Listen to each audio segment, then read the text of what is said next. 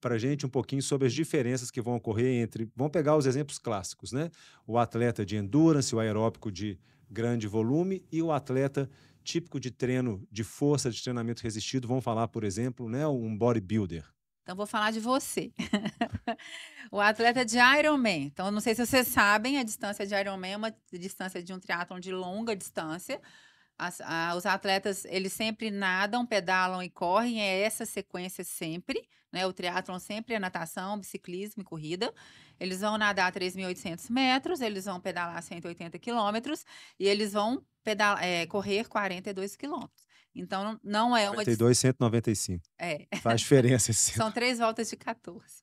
Não é um esporte normal, não é uma distância normal, e o treinamento para chegar numa prova dessa não é um treinamento normal, que a pessoa precisa ali de umas 20, 30, 35 horas semanais de treino para poder chegar numa prova com uma dignidade, para fazer uma prova bem feita e etc e tal. Quando a gente faz um esporte de endurance, a gente lembra que o tempo todo você está ativo e movimentando. O volume sanguíneo vai circular muito mais rápido. O coração, ele tem tendência a aumentar de tamanho. O volume sanguíneo vai fazer as cavidades ficarem mais dilatadas. Então, as alterações fisiológicas de um esporte de endurance, principalmente de alta performance ou alta intensidade, vai ser aumento de cavidades cardíacas. Tá? Então, o coração ele aumenta, mas ele tem um limite para aumentar. Se ele aumenta demais, ele está errado, a gente tem que parar e voltar um passo atrás. Pode-se dizer, então, que o coração ele fica mais eficiente na Isso. fase adaptada. Na verdade, ele aumenta e ele vai diminuir a frequência cardíaca, porque ele é mais forte. E mais eficiente, porque você tem, né, você tem uma dilatação, como você falou, então a cavidade aumenta. Então, a cada final de diástole, que é a fase de relaxamento do coração, o volume de De sangue sangue é maior. é maior e, obviamente, na ejeção, na sístole, você está ejetando um maior volume de sangue. Porque está tendo que circular e nutrir músculo, e nutrir E cérebro, e isso, nutrir para tudo. isso, ele pode se dar o luxo de bater menos vezes em repouso, né? Ele é Exato. mais Então, um eficiente. exemplo clássico, às vezes, fugindo um pouco, né? A gente fala, amo viajar na maionese. O paciente chegou no meu consultório e falou: Ó, eu treino triatlon 7 vezes por semana, todo dia, 15 horas semanais. Eu deitei na maca, fiz um eletro, o paciente está com a frequência de 75. Eu não treino, é mentiroso. Não tem jeito de uma pessoa normal, saudável, que não esteja gripada ou descompensada, treinar um volume a mais tempo de 7, 8, 15, 20 horas por semana e ter a frequência cardíaca de 75. Então, alguma coisa está errada com aquilo ali. Então, a gente espera que a frequência cardíaca mais baixa, a bradicardia, seja uma alteração fisiológica, Fisiológica. que é esperada, que não é doença, desse esporte de endurance. Agora, se essa frequência cardíaca abaixo de 30 batimentos por minuto, Aí aí sim, o sinal de já alerta pode ser um liga. sinal patológico. Então, o Exatamente. coração ele aumenta a sua cavidade. No caso do esporte de endurance, a princípio há aumento de espessura. Não, Então, não há aumento da musculatura, da espessura, né? Da exatamente, grossura, falando um exatamente. termo bem bruto. O septo é parede, gente, o coração tá aqui, ó. Então, se você está bombeando mais sangue, fazendo mais esforço, ele vai aumentar a cavidade. Mas a parede, o septo, a casquinha do coração, ela vai estar a mesma coisa, não vai Ok. Então, modificar. o coração fica mais eficiente, bate menos vezes, um maior volume, né? Maior Fica cavidade. maior cavidade, maior volume sanguíneo.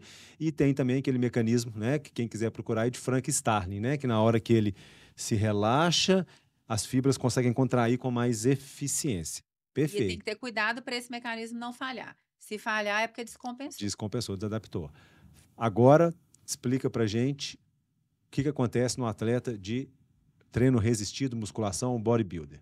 Não confundam. Primeira coisa, eu dei aula esse fim de semana para o pessoal da BWS em São Paulo, de medicina do esporte. Uma coisa é treino resistido, outra coisa é esporte de resistência. Muito erra-se a respeito desse conceito em rede social, etc e tal. E às vezes até de tradução, né? O pessoal pega literatura estrangeira e A traduz inteligência errado. artificial chinesa. Traduz errado. Então, o treino resistido, você vai ter resistência contra alguma coisa. Musculação é o clássico, o pilates bem feito com uma mola pesada é um treino resistido. Ah, o funcional é um treino resistido. Então, o treino resistido, você está tendo uma resistência. Você está indo contra alguma coisa. O treino de resistência, você está ali testando seus limites, que é o Fazendo endurance. uma determinada atividade por muito tempo, Então, o né? treino resistido é força. O treino de endurance é resistência, então tem esse conceito em mente. Então, voltando lá para sua pergunta, os treinos de força, vamos falar de musculação, que é o clássico, que é o que a gente tem os estudos, etc e tal. Então, no treino de musculação, pensa que o coração é um músculo, certo? O Correto. miocárdio é um músculo. O seu bíceps não vai ficar mais forte se você fizer um exercício para o bíceps? Então, se você está com um treino mais estático do que dinâmico, mais resistido, a tendência do coração é aumentar a espessura e septo. Ok. Então, ele vai aumentar a parede e septo e vai diminuir cavidade. É o contrário, então, a É cavidade completamente o contrário do que as adaptações que do acontecem endurance. do treino de endurance. Então, o endurance dilata a cavidade e o treino de musculação diminui cavidade. Por crescimento da parede, por aumento Por da força. massa muscular. Aumentou bíceps, aumentou coração. Aumento da massa muscular. Obviamente, você tem um volume diastólico final de sangue menor e um Exato. volume de ejeção menor. E atrapalha o relaxamento desse coração. Confere com o passar do tempo. Pergunta básica: musculação aumenta hipertensão arterial? Não aumenta. Aumenta nos primeiros 5 segundos de início do exercício, durante e depois você tem um declínio na segunda fase. Por isso que atleta hipertenso controlado não pode, deve fazer treino de força, musculação. É um mito que você tem, o paciente hipertenso não pode fazer musculação. Se ele está com a pressão controlada, ele deve fazer. Obviamente, se é um hipertenso descontrolado, primeiro ele controla a pressão, depois ele vai treinar, né? Ok, então entendemos as duas diferenças, né, entre os atletas de endurance e os atletas de força, as adaptações que vão ocorrer no coração.